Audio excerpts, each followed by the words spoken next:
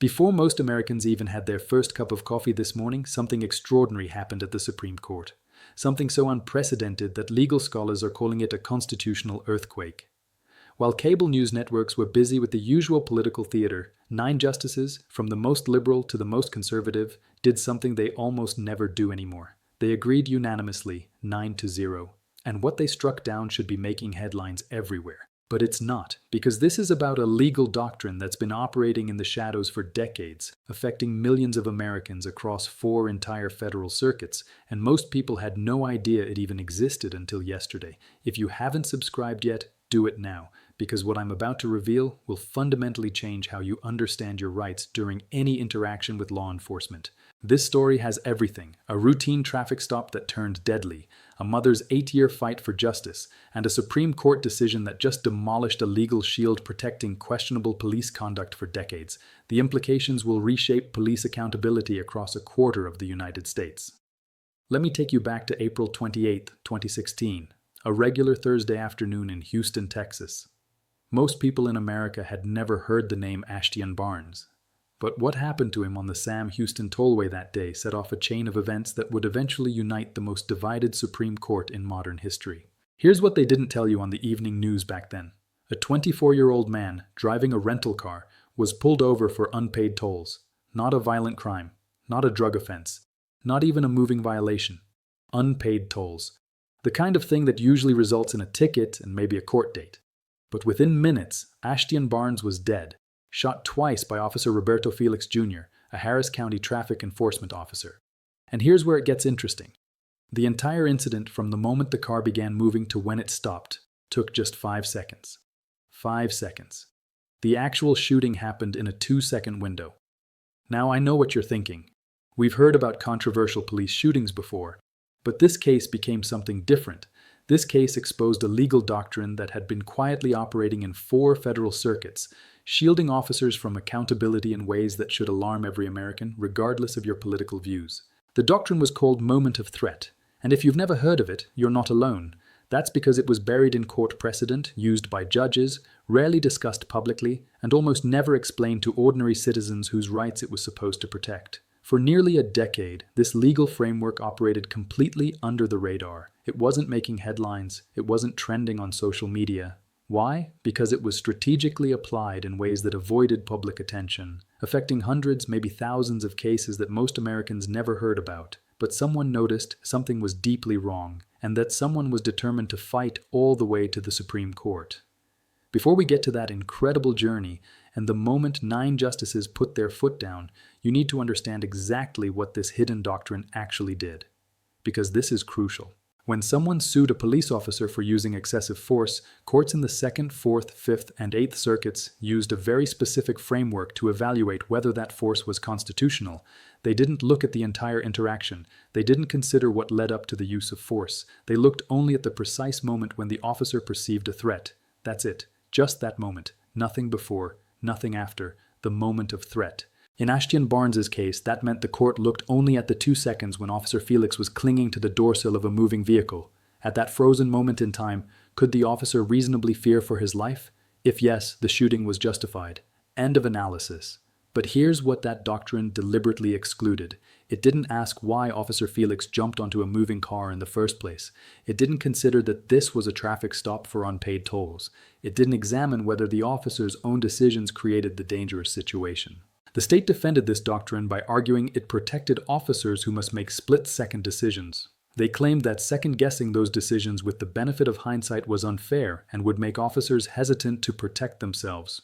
They pointed to the inherent dangers of police work, the unpredictability of traffic stops, and the need for officers to act decisively. It was a compelling argument, compelling enough that it worked for decades in multiple federal circuits, compelling enough that lower courts kept using it. But let me show you the pattern that was actually happening. A civil liberties attorney began documenting cases across these circuits, and the more she looked, the scarier it got. Traffic stops for minor violations that escalated to deadly force, with courts refusing to examine how officers created the danger. Routine interactions where split-second decisions were shielded from any scrutiny of what came before. In every single case, the moment of threat doctrine acted like chronological blinders, preventing courts from seeing the full picture. The woman who would eventually break this system open was Janice Hughes Barnes. She lost her son that day in April 2016. A grand jury declined to bring criminal charges against Officer Felix. The Houston Police Department and Harris County District Attorney's Office investigated and closed the case. For most families, that would have been the end. The system had spoken. But Janice Barnes saw the dashcam footage. She knew what happened, and she refused to let it go. She brought a civil rights lawsuit under federal law, alleging that Officer Felix violated her son's Fourth Amendment right against excessive force. The district court dismissed her claim. Summary judgment for the officer. The legal reasoning? Under the Fifth Circuit's moment of threat doctrine, when you looked only at those 2 seconds when Officer Felix was on the moving car, his fear was reasonable. Therefore, the shooting was constitutional. Janice Barnes wasn't looking for a fight with the legal system. She wasn't a professional activist. She was a mother who believed in justice, but what happened next would turn her into the person who brought down an entire constitutional doctrine. She appealed. The Fifth Circuit affirmed the lower court. Most people would have taken the loss. They would have complained to their friends and moved on, because fighting the government is expensive, exhausting, and intimidating. But something extraordinary happened in that appeals court decision. Judge Patrick Higginbotham, even while ruling against the Barnes family, wrote a concurring opinion that would change everything. He agreed with the outcome under existing Fifth Circuit precedent. But he raised alarm bells. He questioned whether the moment of threat doctrine was actually constitutional. He noted that it contradicted Supreme Court precedent requiring courts to examine the totality of circumstances. He observed that most other federal circuits didn't use this narrow approach. That concurrence created an opening. It highlighted a circuit split. It gave the Supreme Court a reason to take the case. And Janice Barnes's attorneys seized that opportunity. The odds were astronomical. The Supreme Court receives thousands of petitions every year. They grant review to maybe 70 or 80. Cases about police use of force, as important as they are, compete with every other legal issue in America for the court's attention. But in October 2024, the Supreme Court did something remarkable. They granted certiorari. They agreed to hear Barnes versus Felix, and the question they agreed to answer was precise. Should courts apply the moment of threat doctrine when evaluating excessive force claims under the Fourth Amendment? Legal observers knew this was significant. A circuit split on Fourth Amendment rights. Multiple federal appeals courts using different standards to evaluate the same constitutional question. This was exactly the kind of case the Supreme Court exists to resolve, but nobody expected what happened next. When oral arguments took place on January 22, 2025, something unusual started happening almost immediately. This is where the story becomes truly historic. We live in an era where the Supreme Court is often viewed as a political battlefield. We see 5-4 decisions or 6-3 splits that dominate the news cycle and divide the country. But the tough questions weren't just coming from one side. Justice Thomas and Justice Alito, the conservatives, were asking pointed questions about limiting constitutional protections.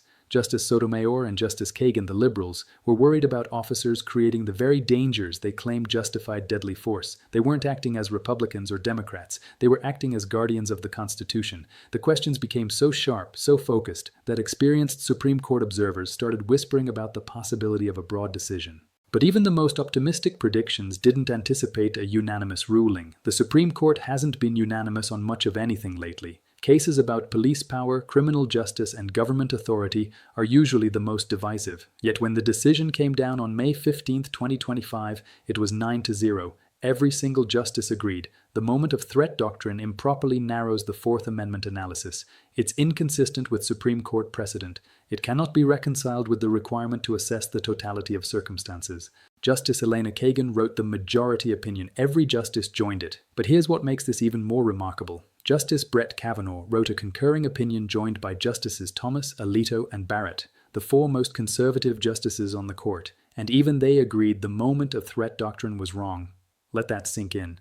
The justices who are typically most deferential to police authority, most protective of qualified immunity, most concerned about second-guessing officers, looked at this doctrine and said, no, this crosses a constitutional line. A unanimous 9-0 decision is the most powerful tool the Supreme Court has. It sends a message that transcends ideology. It says this isn't a matter of opinion. This is a fundamental line that cannot be crossed. The court was speaking with one voice to tell every federal circuit in the Union, the Fourth Amendment is not a suggestion. The opinion wasn't just a narrow technical correction. It was a forceful reaffirmation of fundamental Fourth Amendment principles, and the language Justice Kagan used will be quoted in law schools and courtrooms for decades. The court started by establishing the basic framework. A police officer's use of deadly force must be objectively reasonable from the perspective of a reasonable officer on the scene. That standard comes from decades of Supreme Court precedent. But here's the critical part. Determining reasonableness requires assessing the totality of circumstances, not a snapshot, not a frozen moment, all the relevant circumstances, including facts and events leading up to the use of force. Justice Kagan wrote that you cannot review the totality of circumstances if you've put on chronological blinders. That phrase, chronological blinders, cuts to the heart of what was wrong with the moment of threat doctrine. The Fifth Circuit had claimed they were just narrowing the time frame for analysis. They argued this was necessary to protect officers from unfair hindsight review. But the Supreme Court saw through that justification completely. The court explained that there's no easy-to-apply legal test for reasonableness. It depends on the facts and circumstances of each particular incident. You can't reduce it to a formula. You can't limit it to a specific number of seconds. The Fourth Amendment doesn't work that way. And here's where it gets even more significant. The court addressed the state's argument that prior Supreme Court decisions had endorsed looking at the moment force was used. Felix's attorneys had pointed to language in previous cases using phrases like at the moment or circumstances at the time. Justice Kagan systematically dismantled this argument. She explained that those phrases weren't creating temporal restrictions. They were emphasizing that courts should evaluate what the officer knew at the time, not what became clear only with hindsight. That's completely different from excluding everything that happened before the final seconds. The written opinion contained a line that is already being etched into the annals of legal history. The state had argued that examining the full context of police encounters was inefficient and would make officers hesitant to act. The court's response was devastating. The opinion made clear that constitutional protections cannot be sacrificed on the altar of efficiency or convenience. In other words, if the Constitution makes the government's job harder, that is exactly what it was designed to do. This decision doesn't just affect the Fifth Circuit, it creates binding precedent nationwide, and attorneys are already identifying exactly what this means in practice. First, the moment of threat doctrine is dead, not just in the Fifth Circuit, but in the Second, Fourth, and Eighth Circuits as well. Those four circuits had developed variations of this narrow approach. All of them are now constitutionally invalid. Second, hundreds of pending cases will need to be reconsidered. Barnes versus Felix was remanded back to the lower courts to evaluate the reasonableness of the shooting using the proper framework. But it's not just this case. Every excessive force case currently on appeal in those circuits that was decided under the moment of threat doctrine can now be challenged. Third, police departments across those circuits covering millions of Americans need to understand that their officers will be evaluated differently. The 2-second window shield is gone. Courts will now examine the entire interaction. If you live in Texas, Louisiana, Mississippi, or anywhere else in the Fifth Circuit, the legal standard for evaluating police use of force just changed. The same goes for the Second Circuit covering New York, Connecticut, and Vermont. The Fourth Circuit covering Virginia, West Virginia, Maryland, and the Carolinas. The Eighth Circuit covering much of the Midwest. That's millions of Americans whose Fourth Amendment protections just got stronger. Not because the constitutional text changed, but because courts can no longer use a flawed doctrine to narrow that protection. If you're ever in a situation where police use force against you or someone you know, attorneys now have clearer precedent to challenge that force. They can point to a unanimous Supreme Court decision rejecting artificial time restrictions on constitutional analysis. But here's what you need to understand about using this protection. This isn't just an abstract debate for law professors. This is knowledge you can use. The Supreme Court has now established that officers cannot create dangerous situations and then hide behind split-second decision-making. Courts must examine whether the severity of the underlying offense justified the escalation. They must consider whether the suspect actually posed an immediate threat before the officer's actions. They must evaluate whether the officer's own unreasonable decisions created the need for force. So what does this actually mean for you? Stay calm and aware during any police interaction. Remember that courts will now examine the full context, not just the final moment. If force is used against you, document everything you can remember about the entire interaction. What was the initial reason for the stop? How did the situation escalate? What actions did the officer take that may have created danger? All of this is now legally relevant in ways it wasn't before this decision. But before you think this story is over, you need to understand what the Supreme Court deliberately didn't decide, because the questions left unanswered might be just as important as the ones they resolved. The court did not address officer-created jeopardy as a standalone doctrine. That's the legal concept that officers shouldn't be able to create dangerous situations and then claim they needed to use force to escape them. Justice Kagan specifically noted this issue wasn't presented in the lower courts, so the Supreme Court didn't consider it directly. The court also didn't define exactly what time frame courts should use. They rejected the 2-second window. They required considering the totality of circumstances. But how far back do you look? Where does the relevant interaction begin? These are questions that will be litigated in courtrooms across the country. And the court didn't eliminate qualified immunity, the doctrine that shields officers from liability unless they violated clearly established law.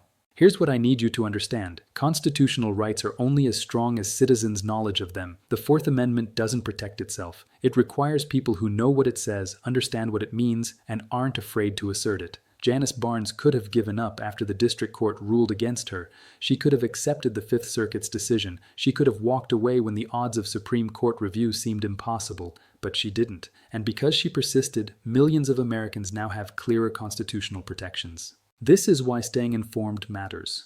This is why understanding Supreme Court decisions matters. The moment of threat doctrine operated in the shadows for decades. Most people affected by it never even knew it existed. Police departments used it. Courts applied it. Attorneys litigated under it. But ordinary citizens whose rights it was supposed to protect, they were kept in the dark. That changes today. Now you know. Now you understand what was happening and what the Supreme Court just struck down. So here's what you need to do right now. First, if you haven't already subscribed, do it immediately. Hit that subscribe button and turn on notifications, because we're covering Supreme Court decisions and constitutional issues that directly affect your rights, decisions that mainstream media either ignores completely or buries beneath political noise. Second, share this video. Send it to everyone you know in Texas, Louisiana, Mississippi, New York, Virginia, Arkansas, Missouri, or any other state in those 4 circuits. This information needs to reach beyond people who are already constitutional law enthusiasts. Every American should know about this decision. Third, drop a comment below. Tell me if you've had experiences with police. Tell me what you think about this unanimous decision. Your engagement helps me understand what topics matter most. And hit the like button, it helps the algorithm show this video to more people. What happened this week at the Supreme Court is a victory worth celebrating. A unanimous decision protecting Fourth Amendment rights. A mother's 8-year fight for justice vindicated. A flawed legal doctrine dismantled. But it's also a reminder that constitutional freedom requires eternal vigilance. It requires citizens who know their rights, courts willing to enforce them, and advocates who won't give up even when the odds seem impossible. The Supreme Court, all 9 justices, has spoken with one voice. You cannot put chronological blinders on constitutional analysis. The Fourth Amendment requires examining the totality of circumstances, not just a frozen moment in time. Janice Barnes never gave up, and now millions of Americans have stronger constitutional protections because of it. Your rights only exist if you know about them and have the courage to assert them. Stay informed, stay engaged, stay free.